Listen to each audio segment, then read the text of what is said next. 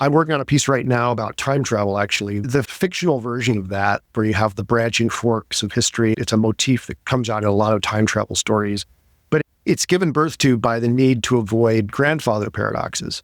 Because, okay, you could have time travel, but we don't have to face these conundrums that these paradoxes seem to give us. But when you drill down, those paradoxes don't exist and can't exist. And so it's really saving us from a hysterical confusion about time to use these tropes. Mm-hmm. And so I think effectively that kind of branching fork view of the future is a kind of defense mechanism against confronting the trauma of a single future that we can't know, mm-hmm. but there is a future that's sending us information that we can't interpret mm-hmm. correctly, partly because if we could interpret it correctly, we would create a different future and then it would be a paradox.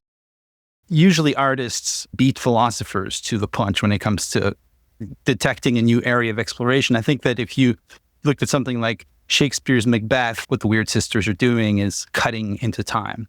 And with the cut, a leap over a bunch of causal events becomes possible, so that suddenly Macbeth, who couldn't imagine how he could become king, it was like impossible politically speaking. The series of things that would have had to happen for him to become king was a very long list. But once the Weird Sisters cut into the possible and declare that Macbeth will be king, suddenly the causal forces align themselves to make that happen. I think it was Lautréamont, the great decadent French poet, who said something like either art or poetry is the chance encounter of the sewing machine and the umbrella on the dissecting table. Right. So again, there's this idea of the cut. You take things that have a proper position and causal schema, and then you put them together, and suddenly mm-hmm. a new type of connection between objects becomes possible. And I think that's what Jung was intuiting with his concept of synchronicity. It's a non-causal connection between things. Probably the discovery of that and its implementation or its manifestation through film editing is a huge development of the last 200 years that really did change our sense of space and time. Greetings, future fossils, and welcome to the penultimate episode of the podcast that explores our place in time. I can't think of a better way to land and integrate 8.5 years of conversations on the mysterious nature of time itself than in a conversation with J.F. Martel and Eric Wargo on Eric's most recent third book, From Nowhere, Artists, Writers, and the Precognitive Imagination. JF and Eric have both appeared on the show several times already, and if you plumb the show notes, you'll find links to numerous excellent conversations I've had with them each. But it is my great pleasure today to bring you the first ever conversation between them in which we examine Eric's thesis in From Nowhere that all human creativity is a kind of sensing into and pre-memory of future events that have yet to take place, not only through one's individual lifetime, but braided through conversation and the external representation of mind in physical objects and in cultural and social behaviors and practices, in the collective memory structures that bind us through the ages in art and religion. I cannot say enough about how this book has changed the way that I make sense of my own weird experiences, some of which I finally get to share on this show. And I'm glad that JF in particular gets to bring his insights as a filmmaker and as an author on art and the symbol into an exploration of this provocative attempt at offering what are, in some sense, reductionist materialist explanations for the paranormal activity that seems to perfuse and define most humans experience, which can hardly, in final analysis, be called paranormal, an attempt to make familiar and sensible some of the weirdest events of many of our lives. Before we dive in, I just want to say thanks to everybody who has been supporting this show, and thank you for sticking with me through this transition into its new manifestation as Humans on the Loop, an exploration of agency and human identity in the age of automation and advanced magical technologies. In some sense, merely an application of the research and philosophical inquiry that has characterized Future Fossils since 2016 and my own independent scholarship for the last 20 years. Finally, we're living in an age where these concerns are now a matter of everyday life, in which, as Hunter S. Thompson put it, the going gets weird and the weird turn pro. I'm glad to have you come with me as Future Fossils presents a new focused inquiry funded by grants, private donations, and now also, thankfully, with the help of happy.org, tax-deductible contributions through a link in the show notes, as well as continued listener support through michaelgarfield.substack.com and patreon.com/michaelgarfield. There are now 4 essays out for Humans on the Loop and 23 interviews in the editing queue, hundreds more planned. I have a new weekly podcast release schedule starting in the first week of December, and you can go check that out and see who you have to look forward to in the pitch deck. Thank you all. Thanks to Eric and JF for joining me in such a stimulating and profound conversation. And stay tuned. Many great things to come. But you already knew that. All right. Gentlemen, I'm pleased to be the vector by which you two get to have your first conversation. That feels very nice. Somewhere in a far future mainframe where automated royalty payments are disseminated retroactively for this kind of thing, I am a wealthy, although uncredited producer of the social rhizome. Yeah, so we've got Eric, welcome back for your third appearance on Future Fossils and JF. I don't even know what this is, 5 or 6? Something like that, yeah. Yeah.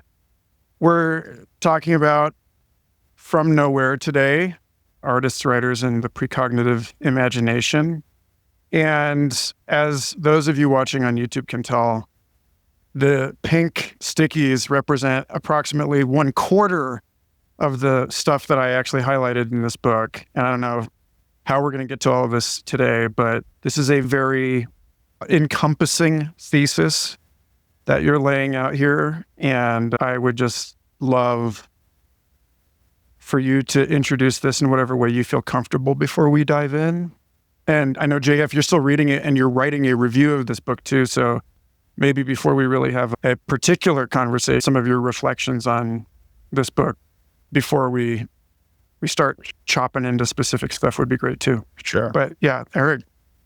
Sure. First of all, thank you for having me on your show, Michael. It's always a delight to talk with you, and it's awesome to finally meet JF Martel, who I've loved his book for a couple of years now, and so and I quoted it frequently in From Nowhere. So this is going to be a super lot of fun. I can give a long introduction or a short introduction. I don't know what you'd prefer, but maybe I'll say that we've talked before about my previous books, and my first book, Time Loops, which came out in 2018 now. I was about the topic of precognition, I was getting the science and the evidence, and also the physical theories and biological possibilities, and then linking it to psychoanalysis and so on. And it was a sprawling thing. But I guess where I really wanted to go with that project was into the arts and creativity, because it's such an obvious It's not obvious, but if you start to think about the topic of precognition and take it seriously, as I do, and as most people in official culture don't yet, it's an obvious merger of ideas. I got a little, and so I actually have been working on this book since Time Loops for 6 years now. And in fact, some of it was written as much as 6 years ago. But I got derailed by the dream topic because so many people were emailing me after Time Loops about their dreams, and people coming up to me after I would talk and like really want insight to the dreams. I realized someone needs to like really tackle this precognitive dream topic. And so I took a detour for a couple of years and worked on that dream book that I wrote. But it was really great to get back to this one because this is the one that really excites me. And I'll tell you, this is actually just part one of two. There's a sequel coming.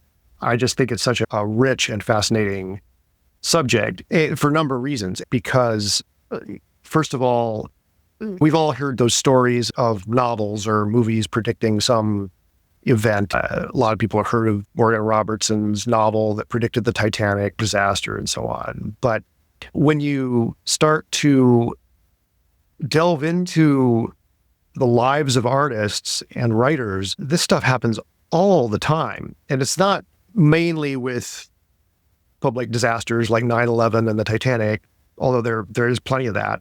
But it's mostly ways in which life imitates art, that a writer will write about some very specific kind of character or situation. And then that plays out in their lives in a way that's just uncanny. It's beyond what feels could be just chance. And these things happen all the time.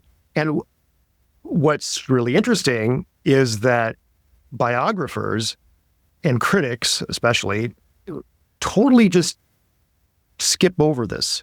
They don't pay it any mind. They'll maybe make some kind of offhanded comment synchronistically, blah, blah, blah, or coincidentally. Those words I've learned are the red flags. Here's another data point from my research.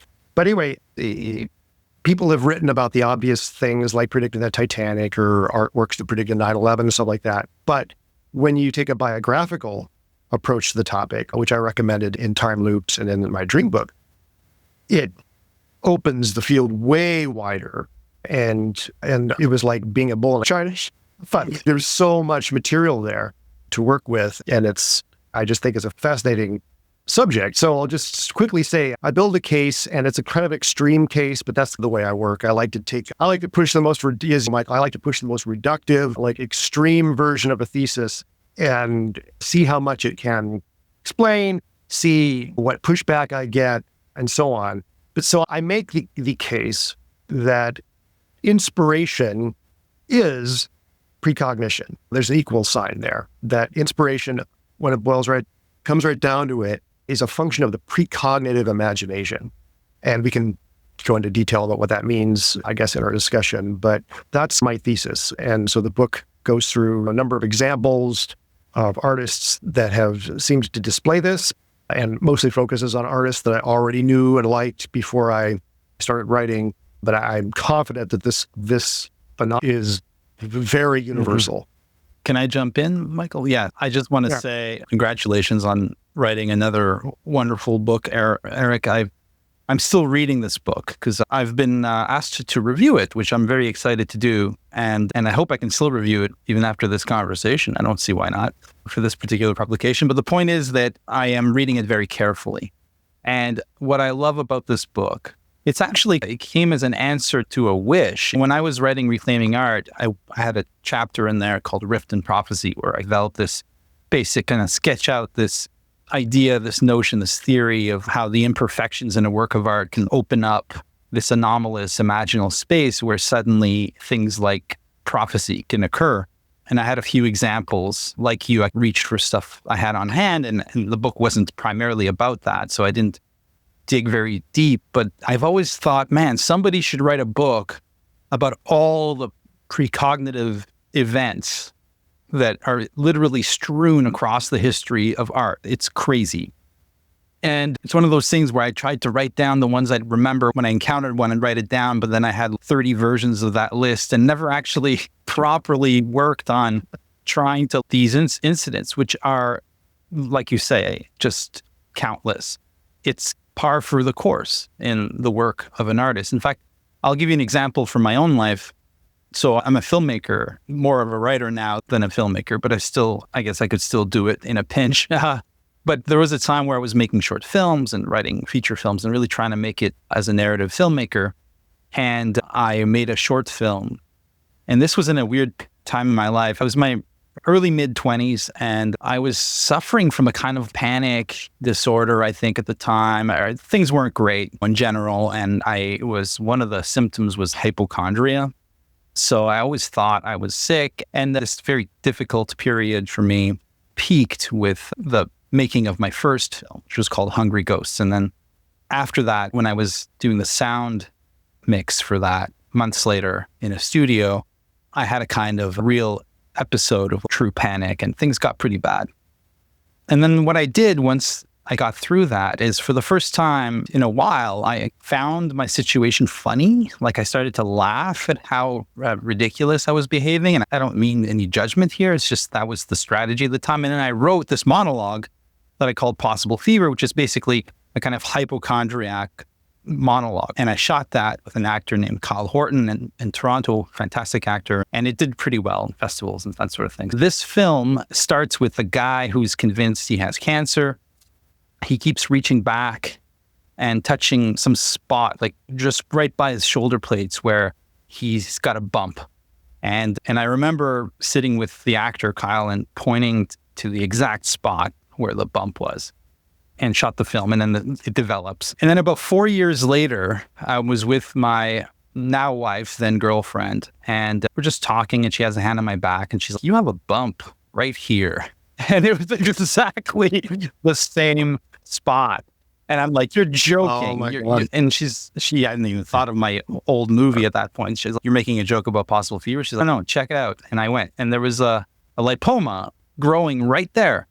It was benign. It was easily removed, but it struck me as uncannily unlikely. So this is all this to say that this sort of thing happens as a matter of course when you engage in creative work in the arts. And so I think that this book is timely, super needed. I find that you are piling on compelling case after compelling case. The great thing about a bold thesis like this is you have to make it very hard to refute, and you do that wonderfully. So I just want to start by saying that. And I was also a fan of time loops, but my metaphysical kind of assumptions, or at least my hypothetical, the ontological model that I'm working on is different. So one thing that'd be fun is trying to see how the cases you're bringing forward could be accommodated by different metaphysical construals, maybe something other than the block universe. But having read the disdain that you have for pedantic logicians and people who cite synchronicity, I hope that this won't turn into an argument. Yeah. Before we get to trying to solve a kind of injunction issue here, because I want to call out that later in this conversation, I want to plug back to our first two discussions, Eric, where we start to tease apart what it might look like. You say in the earlier points of this book, you make, as elsewhere, you make the point that studying this right now is more something that falls more or less in the domain of Jeffrey Kripal's superhumanities, that the study of precognition depends so intensely on the symbolic interpretations and these weird, like, associative thinking and the connectome of the subjects in question, that right now it falls squarely in a humanities investigation. But you also say later in this book, more fully fledged science of precognition will need to emerge, working in tandem with the superhumanities. And I think that you hint at there being ways that as computing gets more and more advanced, and as we can start to quantify the way that my associative thinking works in my brain versus the way it works in yours, that we might start to be able to notice patterns that we can sort more rigorously in a scientific sense. But before we get to that, I wanted to actually pin this conversation to one of the reasons I was excited to get you involved, JF, was the filmmaking piece, because you have a great section in this, Eric, on the notion of meanwhile and on how the way that we think about time and space in the modern world changed with the emergence of cinema, and the idea of, as JF, and Phil talked about, the jump cuts and the stuff in Weird Studies, the notion of the montage, the notion of being able to render these kinds of symbolic associations in an inherently linear chronological medium, but then to play with space and time and idea in our work, and how this craft emerges in tandem with new ways of thinking about time in the sciences.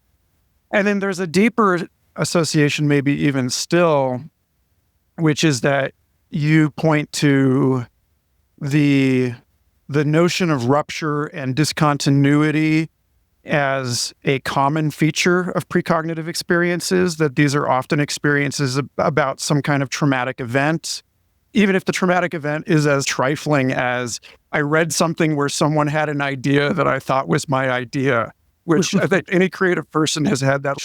Wernstrom! That can be pretty devastating, yeah. Yeah, it's not fun. But yeah, so for a while, I just want to talk about the cut with you and how we see the cut in our artistic craft. We see the cut in the way that we chunk up time and space with quantitative techniques in the sciences. We see the cut in these sort of entropic life events where you point specifically to the use of dissociatives or of ecstatic ritual techniques, et cetera. And so, I would love to just hand you that and see where you run with it. Yeah, that's great. It's actually a huge topic, and there are people in film studies who have written about the cut and linking it to psychoanalytic thinking and Lacanian stuff. The cut, obviously, in psychoanalysis is hugely significant. On the one hand, it's castration. It's yes, as you said, it's the traumatic rupture.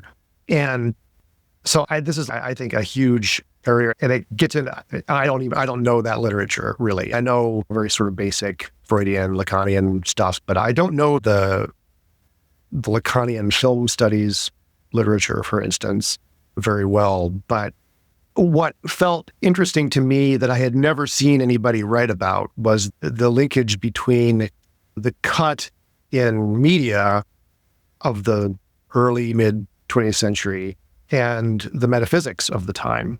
And the linking, to be the link between that Eisenstein quote and Carl Jung's definitions of synchronicity is the same thing. They're talking about the same thing. And I feel like that putting Jungian metaphysics in a cultural context of evolving media and our sort of mediated relationship to the world via cinema and motion picture, I thought was something I've never seen a link people make before. I don't know if I'm original there in pointing that out, but it felt important to point that out, historicize Jung a little bit. I've obviously got a long-standing kind of love-hate relationship with Jung, and I think the hate part comes through more strongly in my writing, but there's also a love there, and it's like grappling, that internal war is ongoing. But I do think it's important in thinking about what I'm writing about, precognition and how to approach it and how to think about it. I think it's important to set aside these older models that people have or that they reach for because it's all that is available to them, which is the Jungian idiom. I think it's important to bring a different vocabulary to thinking about these things because I think it's just really more powerful and richer ultimately. But people have a very strong, fierce attachment. The word is attachment. Right. Yes. I agree with you about Jung. I too think that we need to rethink. Yeah, I think it's actually Jung, supposedly, who said, "I'm glad I'm Jung and not a Jungian."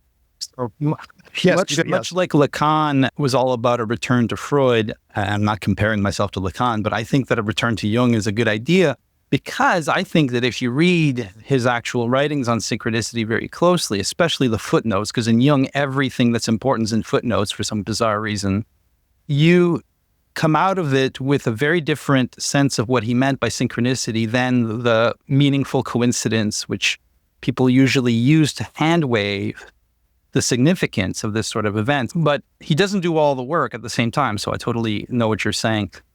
About the cut, though, I think that this is really brilliant, Michael, for you to bring that up, because it gets us to, I think, a central element in this whole discussion. Because if you think about when does the cut become a thing in Western, let's say, intellectual history, I've been trying to place it. I would think that usually artists, they usually beat philosophers to the punch when it comes to detecting a new area of exploration. I think that if you looked at something like Shakespeare's Macbeth, you can do much work with that, looking at that play and looking at what it tells us about time and cutting into time. What the Weird Sisters are doing is cutting into time.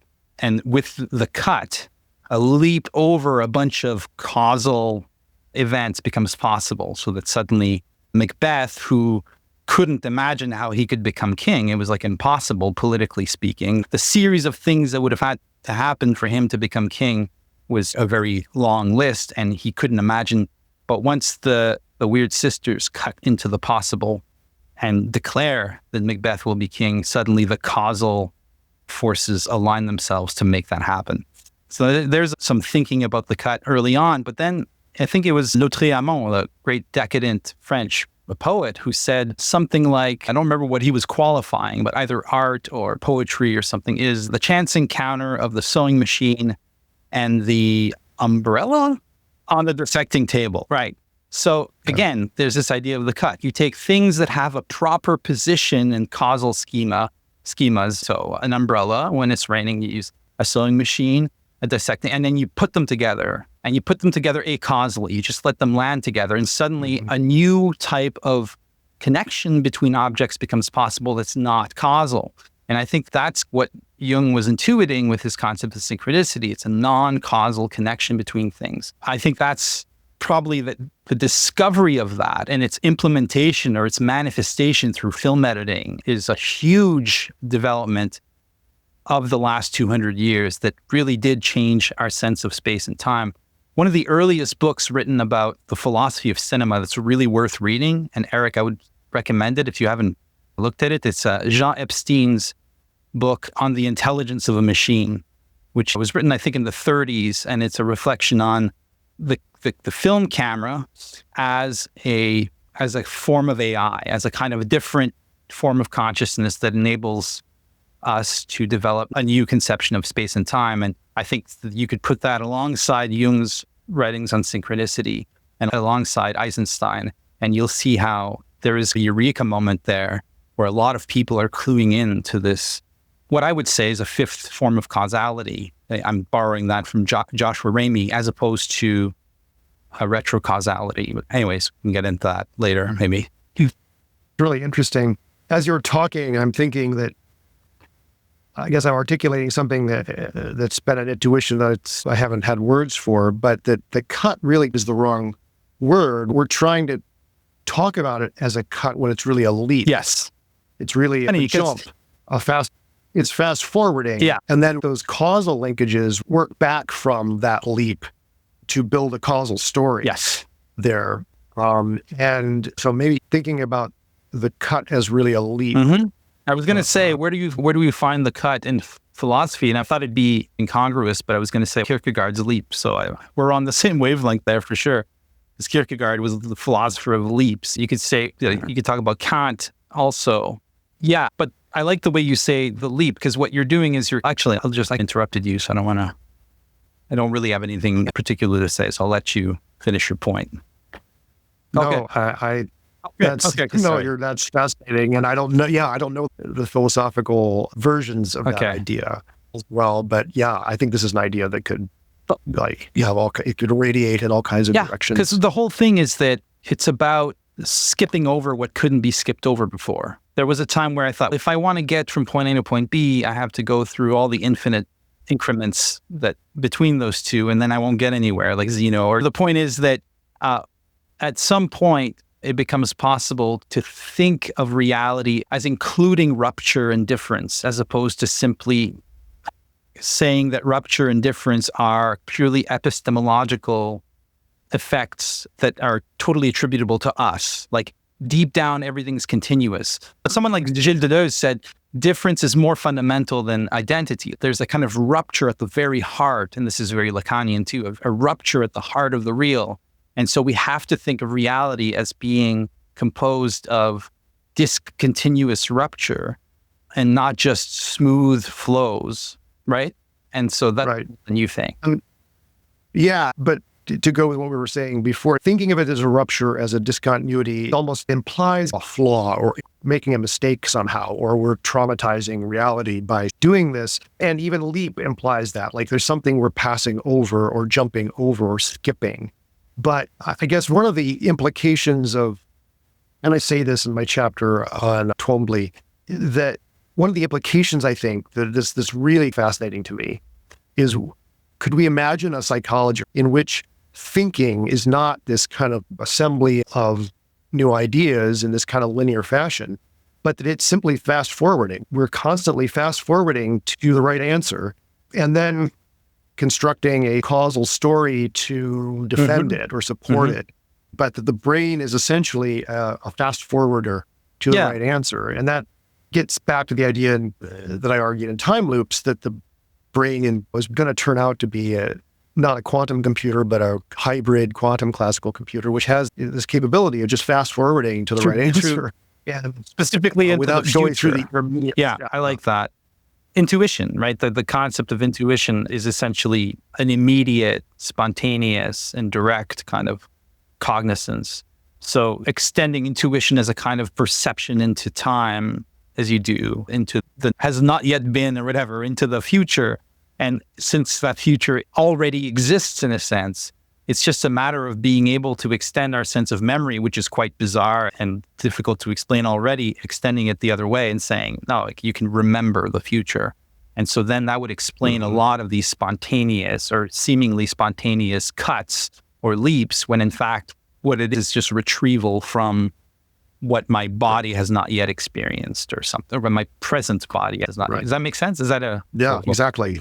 So I want to do a little montage here of short clips from this book, actually, because I think we've swirled right into the zone I want to linger in here. In different parts here, you say, Eric, it can hardly be an accident that the earliest philosophies of which we have written record grappled centrally with the dichotomy of motion and stasis. And this is in your chapter on cave paintings and how one of the things that has come up in recent years of study on Chauvet and Lascaux and these other paintings is that before a flickering flame, they appear to show the animals in motion.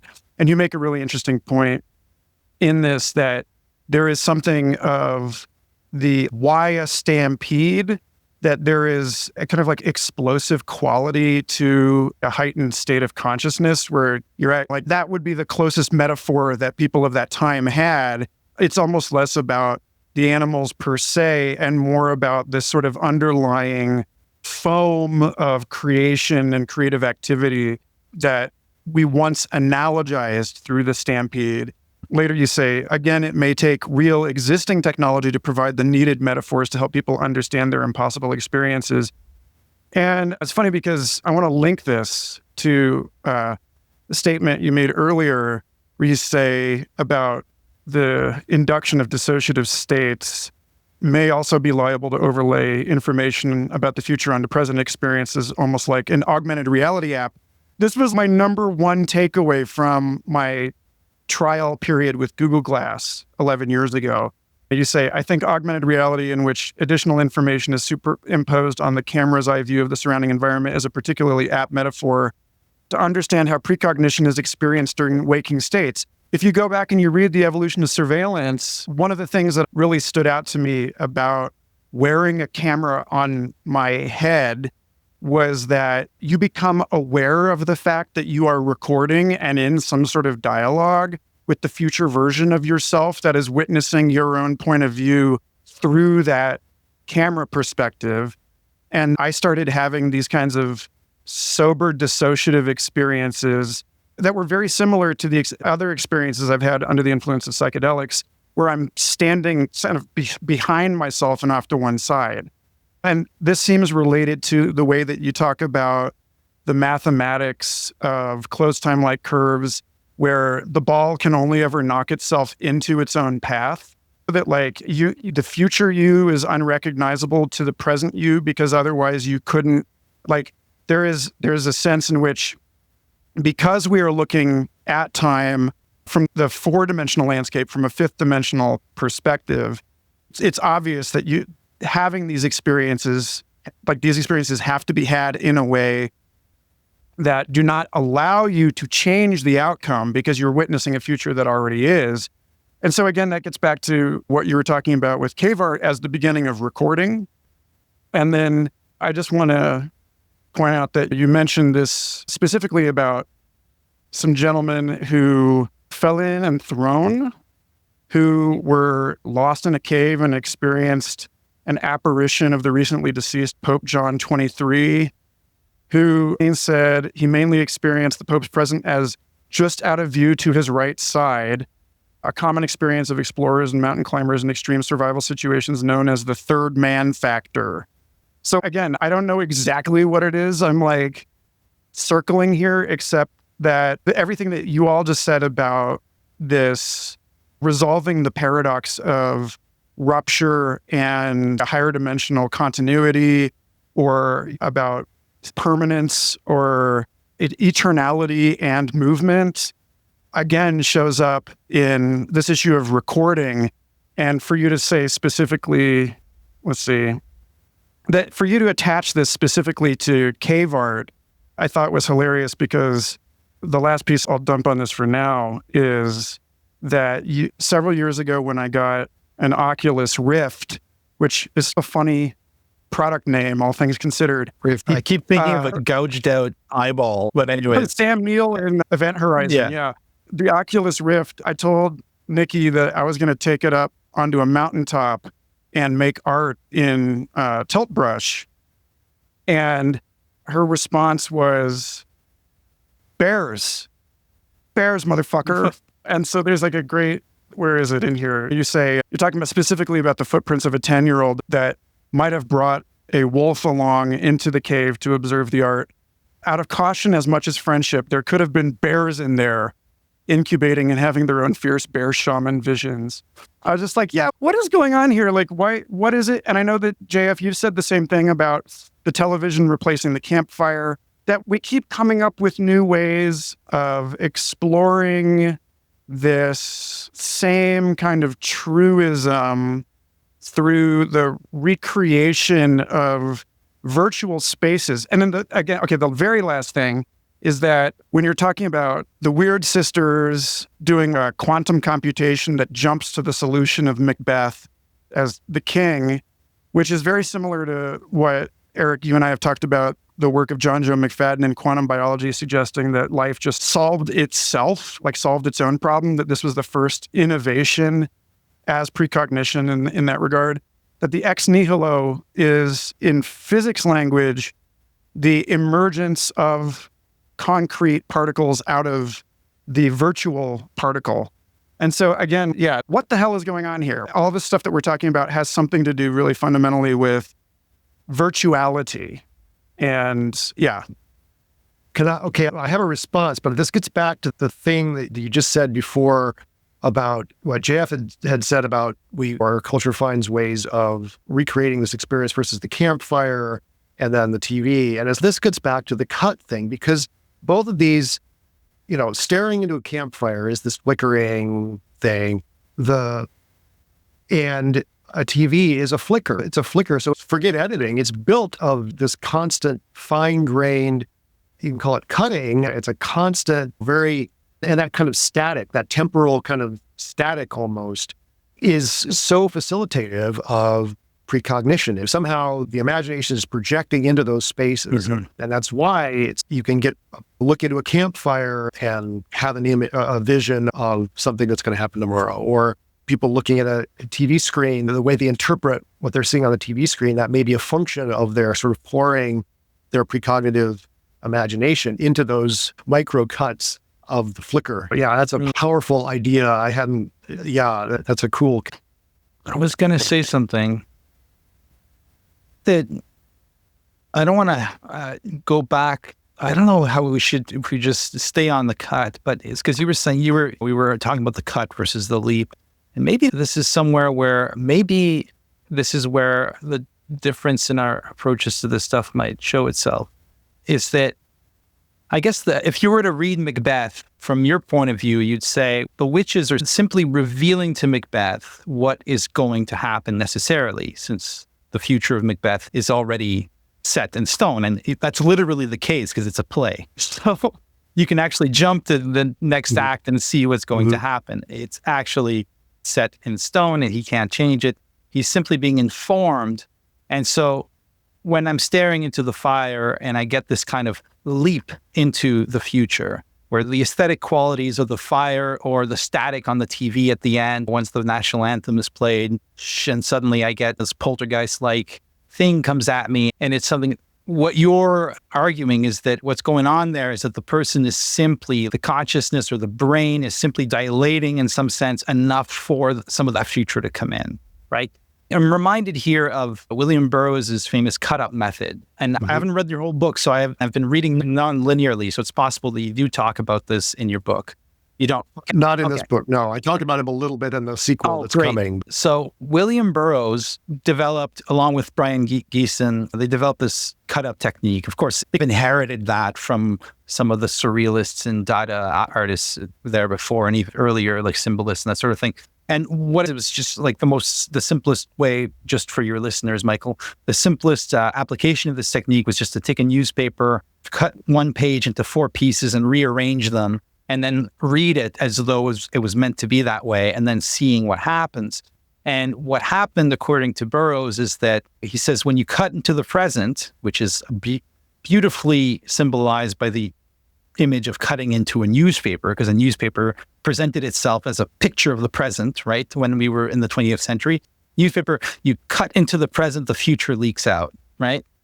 So for Burroughs, the future is not predetermined. It's just a teeming virtuality, using Michael's term. And this is a term I like because I'm a big fan of Gilles Deleuze. So the virtual is like all these possible worlds. And then as the flow of time moves into that zone, certain possibilities actualize. But that's not what you think is going on, is it, Eric? No, that's not what I think is going on. But what you're articulating is the way most people see it, and the way that most people like to see it, because it retains that idea of free will in the kind of larger sense that the future is not preordained. It's not like a Calvinist predestination kind of thing. I personally don't find the physics behind that possibility compelling. It goes along with the Hugh Everett many worlds interpretation of quantum physics. I'm working on a piece right now about time travel, actually. The sort of fictional version of that, where you have the branching forks of history and all that. It's a motif that comes out in a lot of time travel stories. But it's given birth to by the need to avoid grandfather paradoxes. Because it's okay, you could have time travel, but we don't have to face these conundrums that these paradoxes seem to give us. But when you drill down, those paradoxes don't exist and can't exist.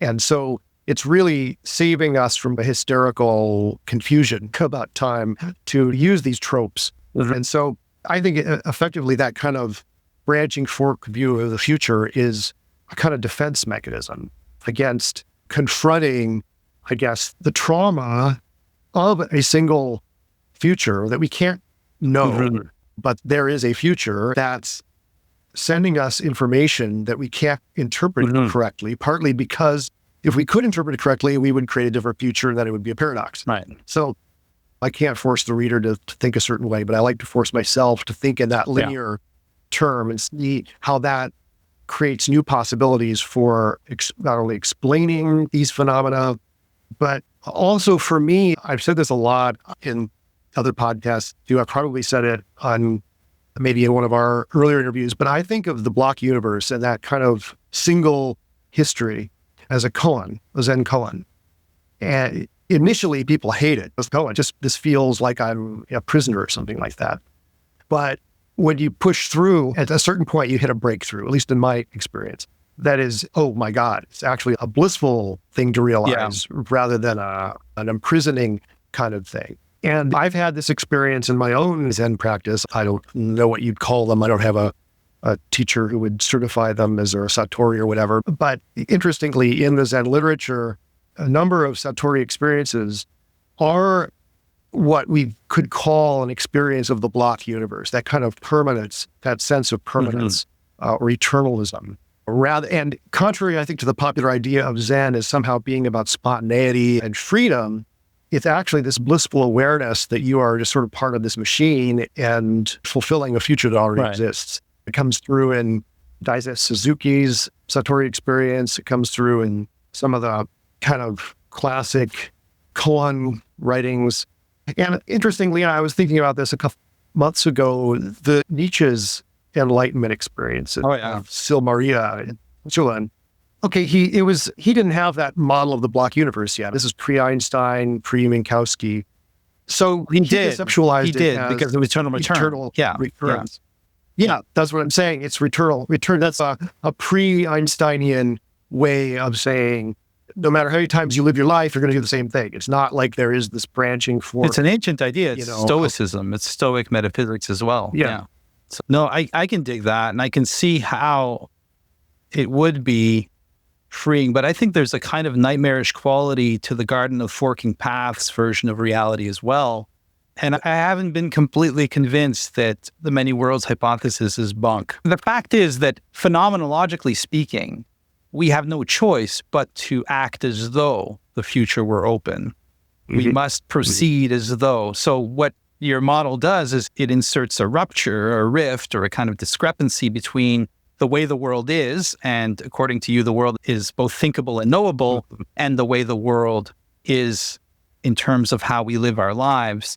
And so then the question is, how do you reconcile? It's the old question that Einstein could never answer. How do you reconcile the space-time continuum as a model of the physical universe with the flow of time as the actual stuff of real existence?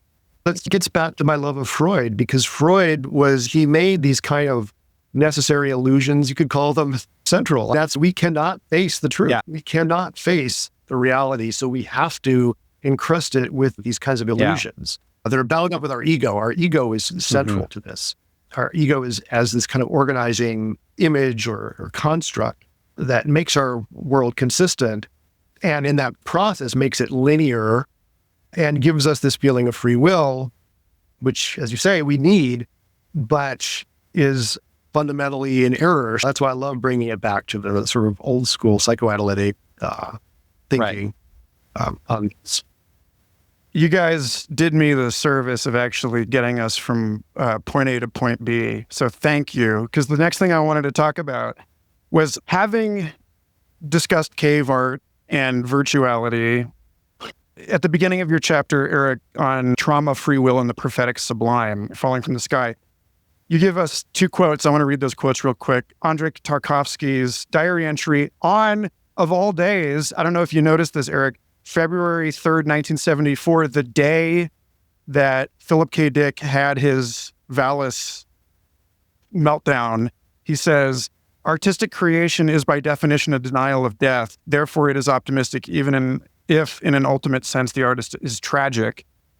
And then Cormac McCarthy in No Country for Old Men says, "You never know what worse luck your bad luck has saved you from," which I think, if you're going to say, this is the question, right? If precognition serves some sort of evolutionary benefit, there has to be a sense in which it is selecting a real out of virtuals. And so in a way, it's maybe moot, because we can resolve these two perspectives by saying that the time loop constitutes a choice of some kind, but that it's not out of ontologically equal sort of alternative realities that exist somewhere else inaccessibly, but out of virtualities that never come to form or never taken up into the holistic gesture. But I wanted to link this to the bigger point that your book is making, stand a step back and ask about the role of the artist. And JF, like, part of the reason I'm really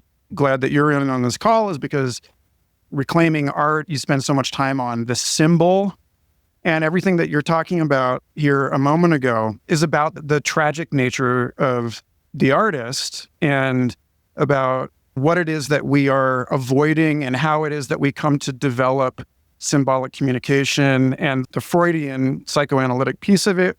I just want to read a short bit here. The Fort Da game, which you've discussed in earlier books, Eric, the game of a child learning object permanence by throwing something off the edge of a bed or disappearing behind a door to rediscover it. And then that's how you develop the recording in your own mind. And you say it is possible to see such play as the stem cell of art, making some arbitrary object stand for or represent something not present.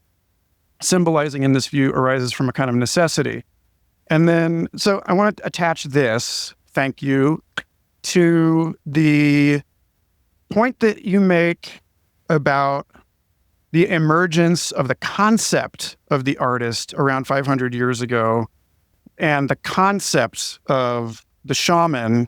You suggest that these two groups seem to have emerged as an early manifestation of an immunological response against the threatening supernormal dimensions of creativity that what passed for anthropology in that age was beginning to illuminate. So, like, modernity in its preoccupation with the enclosure of wilderness, the conquest of nature through number, through the totalization of symbolic systems, says, and I think that this gets back to that question of, is precognition something that we can study scientifically, or is it going to remain ever elusive to quantitative formalization? That the artist and the shaman have both been moved outside of society, the artist on a pedestal and the shaman as a sort of anthropological curiosity in the trash stratum, as it were. And the difference that you make between them is that the artist is the one whose work is framed, completed, whereas the shaman, and this is where you get these, is Brian an artist or a shaman, right? Is a generative work, is a work that's inherently participatory, actually a work of art, or is it something closer to what was going on in Chauvet, where the goal was to actually invite people into a rupture and have them like actually put their hand through the cave wall, or like the Videodrome thing where like our art exits the virtual and becomes the real. And these are why these people have been moved to the edges of society, because it's challenging the system that we in the modern world use to regulate civilization. And yeah, just a lot of thinking about the artist basically being like a songbird in a cage, where it's, okay, there are market actors. We don't have to worry about the ontological shock that could be induced through following the symbols back to their origin. And so, yeah, this is for both of you, like JF, this is where this question about the relationship between art and artifice comes back in. And my constant chafe about artists that understandably do not want their work to be scraped to train AI systems because they have a distinct style. But as soon as you are thinking that way, then I think you're falling into the pit trap of this sort of incomplete or false or misleading idea of what an artist is historically before the modern idea of the artist, which is to participate in these like transpersonal orbits. I hope I'm making sense. But like, yeah, like this, like what art can be, what art is neutered to be in this time, how the unfinishedness, a sort of an honest symbolic encounter is, and then this sort of Ernst Becker denial of death thing. And yeah, how ironically profundity of human creativity actually comes from this encounter with our own paradox of being somehow both mortal and immortal. Take it wherever thou wilt. Man, that's quite the sandwich you just made. So cut the corner. I'm going to cut that sandwich. Did you want to start, Eric? Or okay, no, please go ahead. I have some thoughts. So, but go ahead. Okay, so shaman and the artist, I agree that there's a connection there. Essentially, to me, I'm just going to proceed from the naive realist point of view that whether due to trauma or simple naivete, we must embrace in order to live our lives, leaving aside the background reality. And I'm totally with you on how you're building your model of the block universe, Eric, and everything. That's great. But in terms of what do we do with art? What does art do for us now in this world where the future is experienced as not having happened and therefore open, and the past is being fixed because it's happened already? So to me, it seems that what artists do, and McLuhan had a great term for this, he called them probes, is that artists like shaman, what they do is they go probing outside of the epistemic field that's been properly contoured and mapped out by a particular polity. So we're living in the society. There's certain things that are plausible, certain things are implausible, certain things are acceptable, certain things aren't acceptable. But of course, since we live in an infinite universe of infinite granularity, the chances that our particular model of a real is actually accurate over time, the chances are nil. So we know that's not the case. And yet, even when I say an epistemic model, I mean that our thoughts, our vocabulary, our conceptual vocabulary is that overlay that we're using to map the world. And so we can't even think our way out of it. We can try to think your way out of an epistem, but you're just bringing those thoughts with you. You're bringing it with you everywhere you go. So what you need are people who can, through intuition, through leaps, through the imagination, through image as opposed to concept, an image here, using the term broadly to include sonic images, tactile images, just pure kind of aesthetic, imaginal stuff, are able to probe the outside. And so that's an essential function if you want to have a viable and sustainable sort of society. So it's very important that there are people who test the boundaries and go looking beyond and proclaim to transcend certain categorical distinctions which are thought to be essential, natural, cosmic, and preordained by the rest of the people. And it's also natural and essential that people resist these individuals who do this. And you'll see this in the animal kingdom, right? You'll have a male trying his best to mate with the female, just making him run through a bunch of hoops and makes all kinds of jumps and build a little stage, do a little dance like those birds do in order to earn the right to. So the idea is that rejection is just automatic, reflexive, and essential. So you have to reject that. Mm-hmm. You have to associate the artist with mental illness, which is quite unfair, I think, in many cases. But the point is, you have to do that in order to create the tension necessary for the right stuff to come to the fore. And one of the problems I have with modern post-war society is the deployment of the aesthetic and the aesthetic was always a factor in political control and economic control, but the scale on which it's happened since Hiroshima with television and advertising and stuff, and now with the embroilment or the entanglement or it's the word I'm looking for, the kind of complicity of the artist in the kind of cycles of production that perpetuate a particular epistemic model instead of testing it.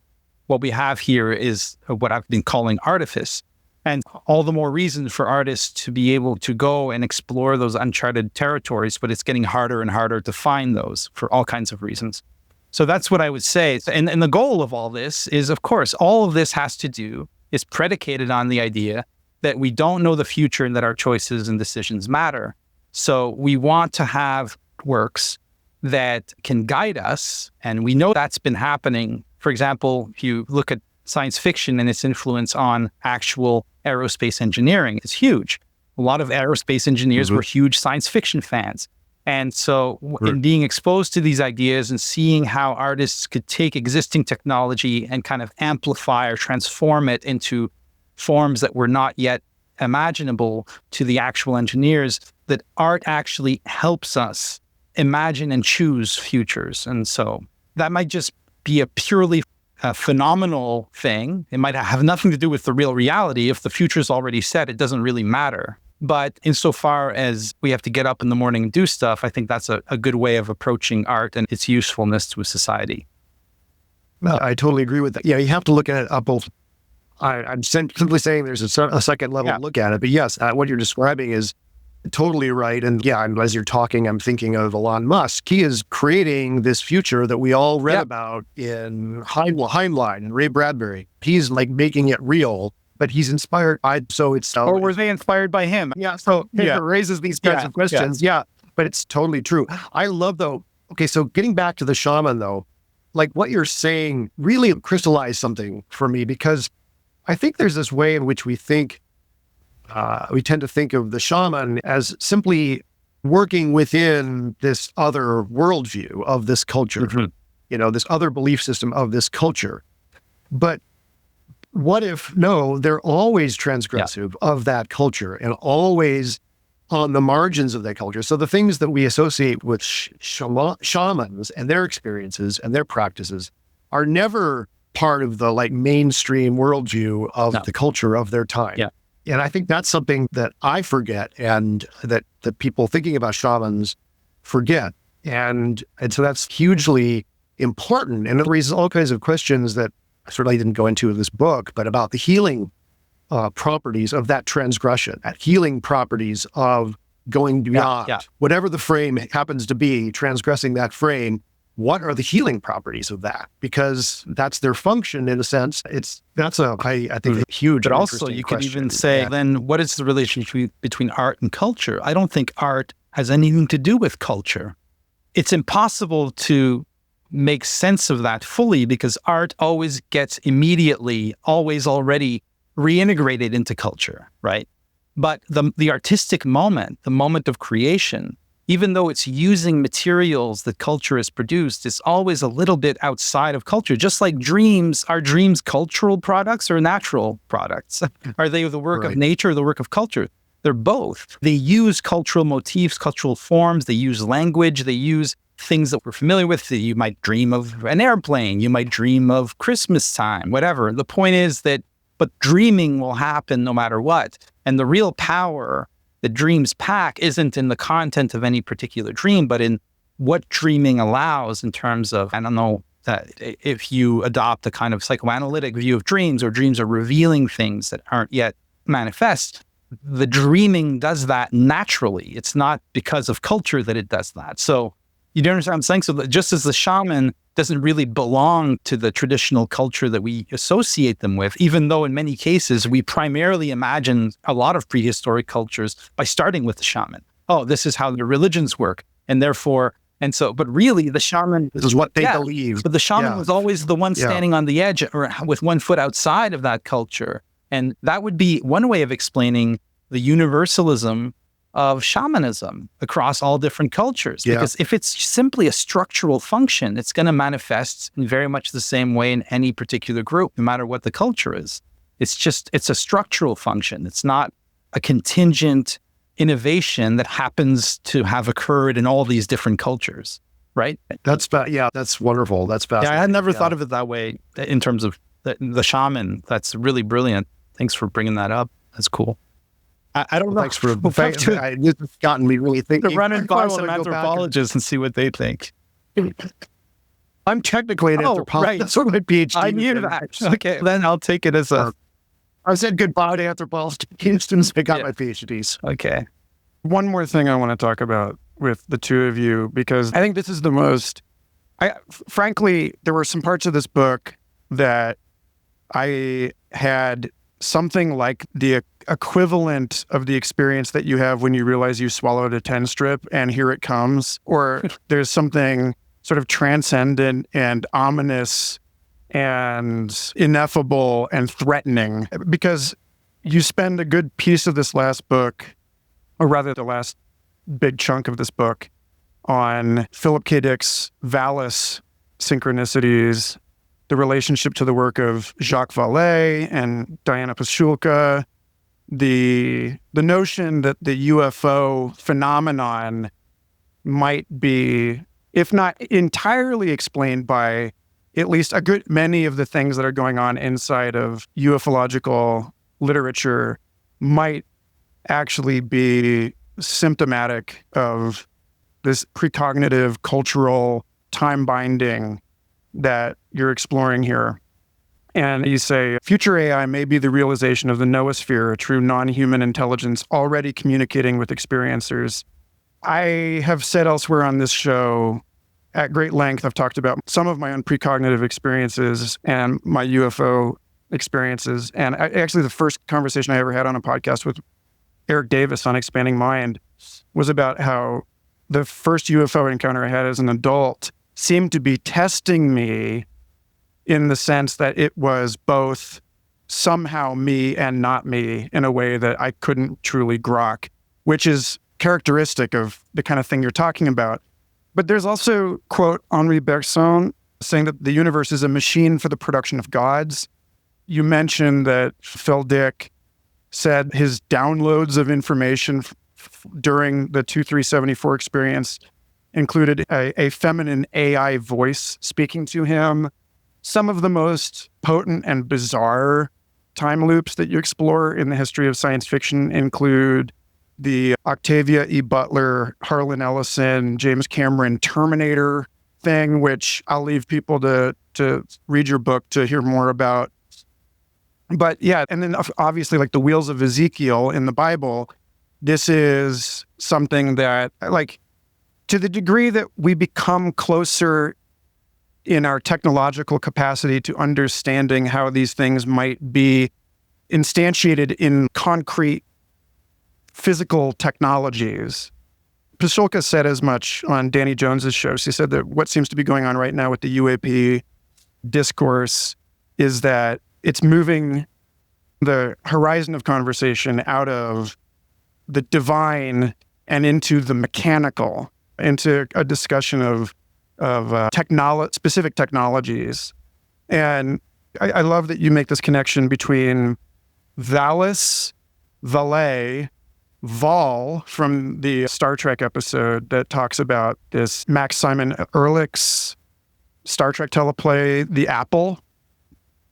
And then it occurs to me that to the extent that you're talking about flows in time, that we're talking about, keep pointing out that, again, like this sort of PKD flavored symbols of the divine emerge in the trash stratum thing, where it's like the high art that guides culture comes out of noise, which is actually future information that, like you were saying, JF, we clothe in the symbols of the familiar, but that we are moving down a thermodynamic gradient into a valley in high dimensional landscape. And I've been wanting to tell you about a 17-year time loop that closed for me this year, last month. And I think that this is the right place to end this conversation about what exactly might be going on with these profound, terrifying, eschatological experiences that people have been having for thousands of years that for whatever reason, like JFU and Phil talked about in Weird Studies Investigations of the Angelic and the UFO phenomenon, that there's this, we talked about this with Megan Phipps in 214 about the cybernesis and the angelic machines. Yeah. I want to give actually two real quick anecdotes. These both come from 2007. I talked about this with Michelangelo on our conversation about paleontology and precognition, that I had this experience during an acid trip with my now wife where I encountered this thing I called the angel squid, and that it was like one of the sentinels from the Matrix, that it was like a glowing cybernetic cephalopod type thing that seemed to be an Ishtadeva or a divine form that symbolized our union. And so after the trip that day, after we had come down, I was like, okay, what the hell is that? And I went online and I looked up angel squid on Google, and it doesn't exist anymore and I can't find it on Web Archive, but there was an angelsquid.com that somebody had made this chibi little this adorable, goofy little, like trashy little angel squid cartoon. But it struck me as such a potent synchronicity. And at the moment that I saw that, iTunes Shuffle came on to Bjork's song Modern Things, where she says, all the modern things have always been there in a mountain waiting for us. Mm-hmm. And it was like your breakdown of all of this. I think about what was I actually seeing? I was interpreting as the divine an experience that I was having on a computer that was a synchronicity that was supercharged by the apparent randomness of iTunes Shuffle algorithm, and also had that paleontological quality of unearthing something that had been embedded in a mineral substrate. Later that year, I had a dream upon moving to Boulder, Colorado, that the whole town was open in one giant party, and everyone had thrown their homes open, and everyone's door was open, and everyone was out in the street celebrating. And then suddenly something turned, and it became very ominous. And there were cops everywhere channeling the flow of people down the major thoroughfares of the city. And I stopped and I talked to a police officer. I said, "What is going on?" And she said, "There was an explosion downtown. So check your entropy box." Then I was like, I've got to get downtown. I've got to get to the center of this.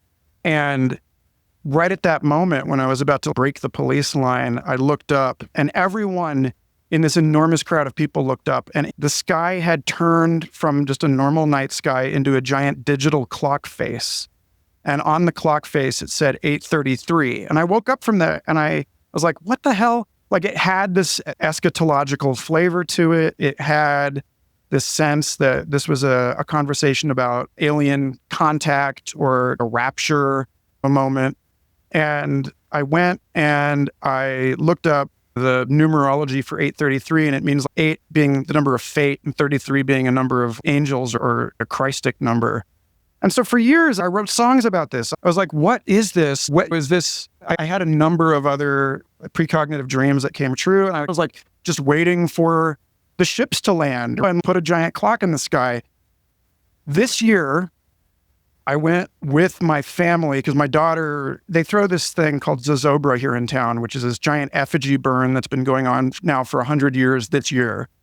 And they were basically hyping it up in my daughter's school to the degree that she was weeping because I said we weren't going to go. So she strong-armed us into going downtown to this enormous thing that used to be genuinely Dionysian and has become a weird corporate state-branded affair. And everyone's doors are open downtown. There's house parties everywhere. But the whole thing is that zozobra is the embodiment of gloom, and you're burning all of the bad feelings that have accumulated over the last year. And it's this giant puppet that's like a monstrous apparition of negativity. And it's actually a gross thing to get down there because you have to go through 2 security checkpoints, and there's cops everywhere. And I've been to these a couple years in the past, and I was like, yeah, I don't really like going through security. I don't like being surrounded by cops. Okay, whatever. And then we're hanging out waiting in this enormous crowd, 65,000 people, for the pageantry to begin. And they launch a drone fleet up into the sky with a clock counting down until the show begins. And there it is in the sky, 8:33. And I was like, son of a bitch, because you start this chapter 11 on Valis with a quote from Jacques Vallée. When this irreversible learning is achieved, the UFO phenomenon may go away entirely, or it may assume some suitable representation on a human scale. The angels may land downtown. And then the last thing I want to say about this is, I was like, yeah, the funny thing about this was that it was so disappointing. I was like, this is what I was waiting 17 years for? And then, of course, you can't talk about this without telling your own story. I'll leave it to you to whether or not you want to go into this in more detail, but I just think it's funny that your own UFO investigations began with you writing this satire about how a UFO turned out to be a flying blender. Mm-hmm. And then you're at Esalen, and UFO historian Greg Bishop gives a PowerPoint presentation on the surreality of UFO encounters and concludes with the observation that they may manifest as virtually anything, including a flying blender. What's a drone? A flying blender. Right. And I was just like, is this what Terence McKenna meant by immanentizing the eschaton? Is this like the point is to make it boring? And again, that's like to that point of the high form and the low form, and there being a trend from the sort of shamanic space into the mundane at the center of the clockwork of society.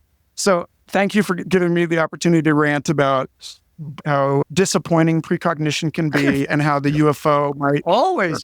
That's you're reminding me of Phil Dick's best precognitive experience. I don't think I talked about it in this book, but I talked about it in Time Loops. But he has this precognitive, this dream that he finds this blue book is like the specific dimensions, and it has a very particular appearance. The blue book contains all of something about blooming grove or budding grove or something like that is the title. And it's a book that contains all the answers. And we've all had those dreams, right? We find that there's this thing that, oh my God, it contains everything. You wake up, it was just a dream. God, you wish you had this book.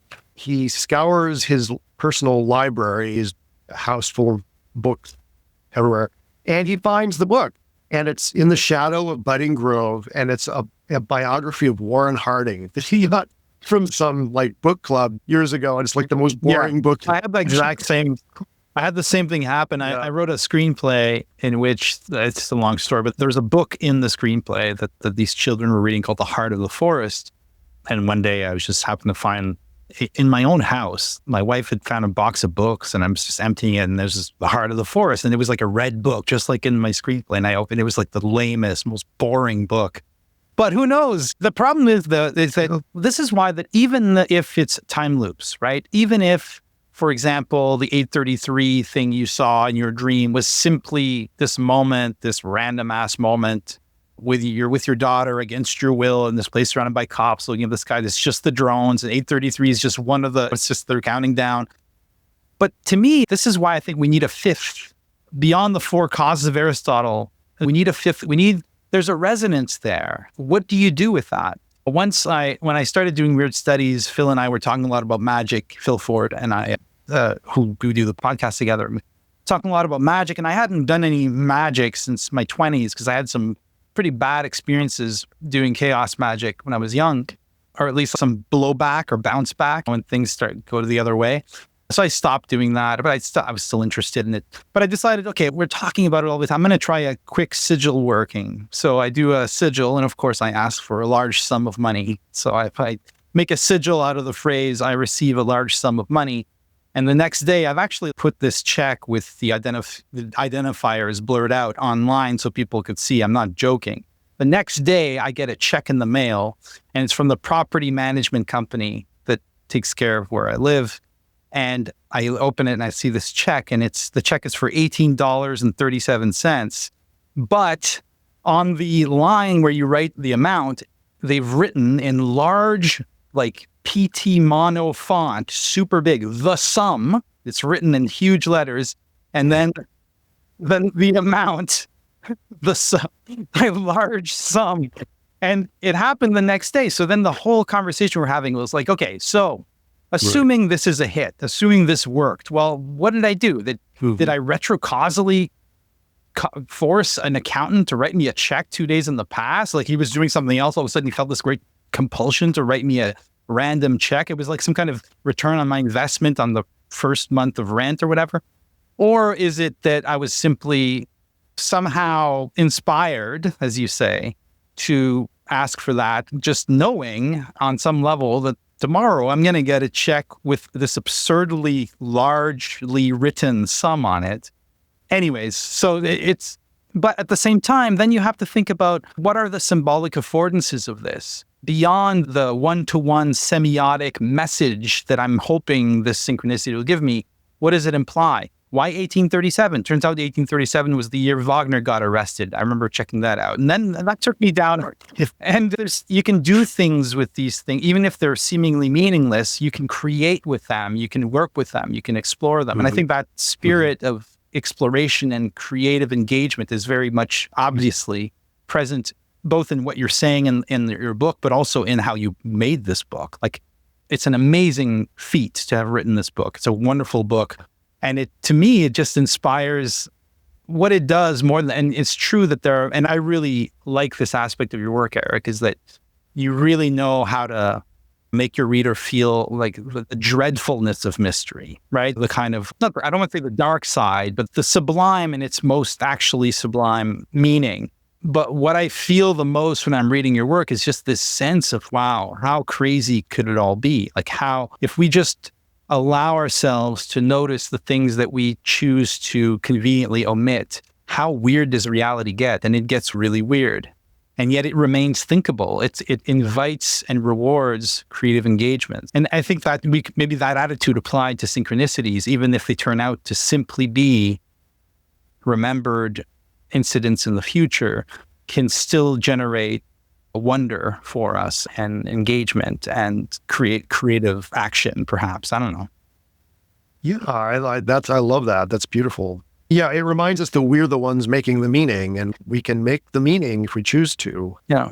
Yeah. Can I just add that 833 as a piece of music emerged as the coda to a song called You Don't Have to Move, within which the chorus is a line that was given to me by who knows, the UFOs that I saw on the lake the last time I saw them in 2007, where they said to me specifically, and this gets back to your piece about science and where science fits in all of this. They said, angels appear when you stop trying to prove them. Mm. And like, there's that, that piece was, I really jive with your notion that the time loop is a koan here, because it really is. And I know that you've said this elsewhere, like you push this really assertive proposition, but you even say in this book, you're like, to have it come down on one side of the fence or the other is to break the koan. It's like to break what it's actually capable of doing for you, like getting outside of a conceptual framework. Like somehow we have to reconcile the fact that if we step outside and we look at everything, that there is no free will, with the fact that we can't actually do that. Like all we can do is approximate that and conjecture into that space. And so, yeah, the notion that, like you're saying, JF, that there might be a sort of left hemispheric tendency to make it just or merely whatever it seems to be after the fact. But that is the retrospective gesture of sense making that is only contributing half of this piece, and the other half is that sort of prophetic mystery piece. Well said. Yeah, I think so. Yeah.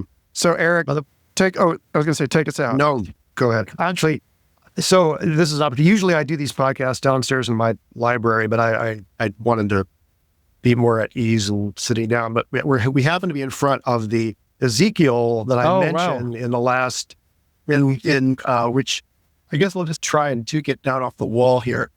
But yeah, this is this piece of found art that I obtained in my time as an editor for a magazine called Bible Review. And someone had sent in this detailed drawing of Ezekiel's. All these are passages from Ezekiel diagrammed to a UFO. And I have no idea who created this. It was unsolicited submission that really was in the reject pile, but wow, I do talk about this. And to your point about technology versus organic things, shamanic, Ezekiel called it a living creature, even though we think of the wheels within wheels. It says right here, somewhere it's the living creature right down there. This has been a very delightful, very thought-provoking conversation. So thank you, Michael, for bringing JF and I together, because this has been very cool. I hope there'll be more opportunities to discuss. Yeah, I would love that. I think we just scratched the surface. I was going to say, if you do much more than scratch the surface, then you're engaged in Cartesian vivisection. Yeah, you don't want to do that. That's the thing. It's, okay, is it alive? Is it a machine? It's actually more interesting that we can rotate the object. Yeah. Mm-hmm. Yeah, thank you so much, guys. This is a blast. And JF, I'm really looking forward to your review of this book because I'm sure Me too. it will Disclose strange near Well, death. I'm seeing it as an opportunity it'll be like an essay review. So we can talk about it afterwards, Eric, and see what you thought. I can't wait. That'll be awesome. Yeah. Thank you. Awesome. Thanks again, Michael. Thanks again for listening or watching, everyone, wherever you are. If you enjoyed this episode, definitely go back into the show notes. Check out all the wonderful conversations I've had with Eric and JF on JF's book, Reclaiming Art in the Age of Artifice, on Eric's earlier books, Time Loops and Precognitive Dream Work. And stay tuned for the final episode of Future Fossils before the rebrand, in which I share my presentation from Stephen Reed's course on technological metamodernism, on myth and magic in the age of transrational science and technology. It'll be a great way to ring out this show before we dive into episodes with English scholar Richard Doyle, Microsoft responsible AI expert Benjamin Olson, and many, many other amazing people. Howard Rheingold, author of NetSmart. Just a ridiculous list that you can find, again, in the show notes. And finally, How to Live in the Future, my first book of collected writings, essays, and science fiction shorts, is on its way from Revelor Press. I'm delighted that I finally get to post this, and if all goes according to schedule, that book will be available for pre-order before the holidays. In the meantime, michaelgarfield.substack.com, patreon.com/michaelgarfield, or every.org/humansontheloop if you want to make a tax-deductible contribution to my independent research and media production. Thank you so much. Talk to you soon.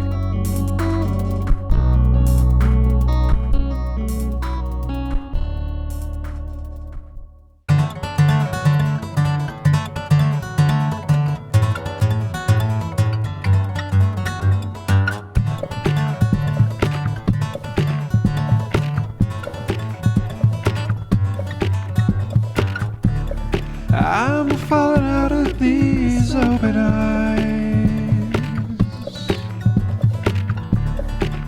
feeling all of the world outside. I'm seeing more than fits in my mind, spilling the bliss out through bright surprise.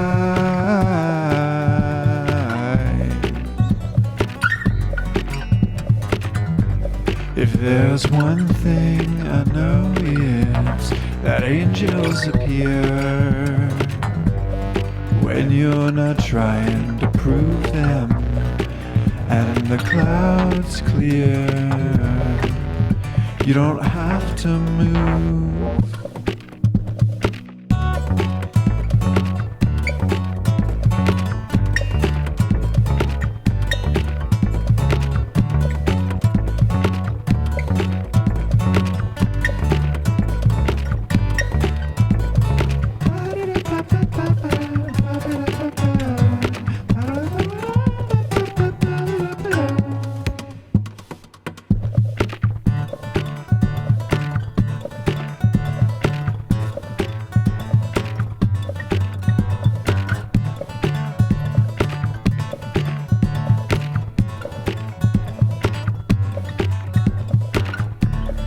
I'm falling out of these open eyes, challenging all my ideas of size. 'Cause what was once narrow feels miles wide. All of a sudden, in all of time.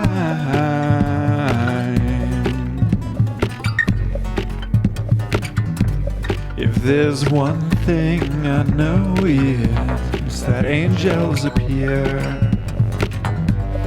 when you're not trying to prove them, and the clouds clear.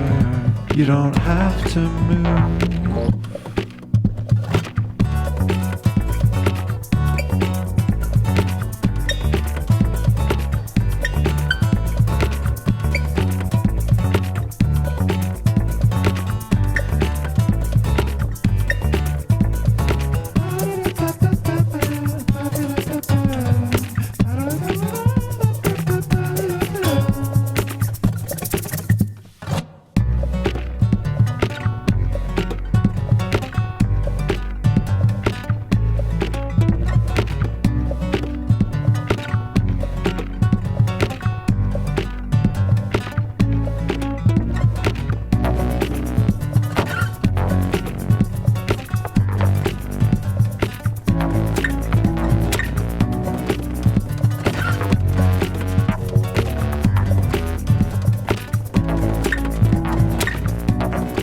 Angels appear when you're not trying to prove them, and the clouds clear. You don't have to move.